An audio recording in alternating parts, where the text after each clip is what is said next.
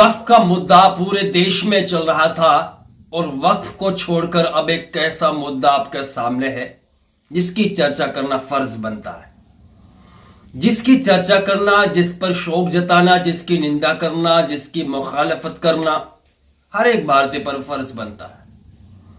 लेकिन इसी बीच केंद्रीय सरकार ने सुप्रीम कोर्ट के सामने एक हल्फनामा पेश किया है और इस वक्फ बिल को किसी भी तरह से पास करने की अपनी जो एक मंशा है उसे पास कराना चाहा है।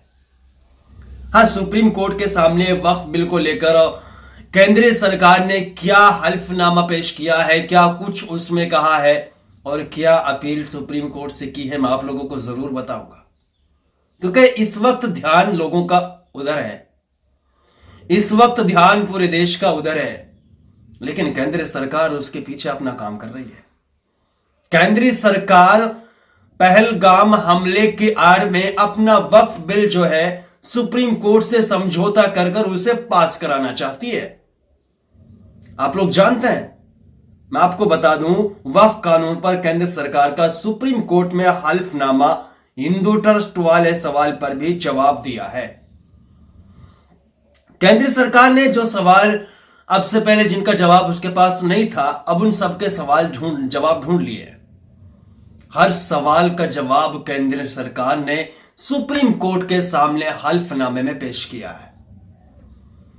सबसे बड़ा सवाल तो यही था कि हिंदुओं को मुस्लिमों की संपत्ति में वक्फ बोर्ड की जो संस्था है उसमें गैर मुस्लिमों को शामिल करना, किसी भी गैर मुस्लिम को वक्फ बोर्ड की संपत्ति में शामिल नहीं किया जा सकता। इस पर केंद्र सरकार ने जवाब दिया है, हम इसलिए दो लोगों को इसमें गैर मुस्लिमों को शामिल कर रहे हैं क्योंकि वक्फ बोर्ड, आपने देखा होगा, पूरे देश में हिंदुओं की संपत्ति पर भी अपना दावा ठोकता है।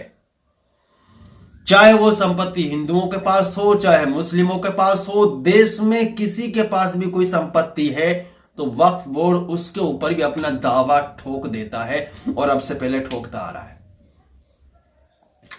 इसलिए हमने हिंदुओं की संपत्ति पर अगर कोई दावा वक्फ बोर्ड की तरफ से ठोका जाएगा तो उसकी तह तक पहुंचना और उसकी अच्छे से जांच पड़ताल करना, उसकी अच्छे से जांच इंक्वायरी करना, वक्फ बोर्ड की कमेटी में अगर कोई हिंदू रहेगा तो अच्छे से उसकी जांच पड़ताल की जा सकती है।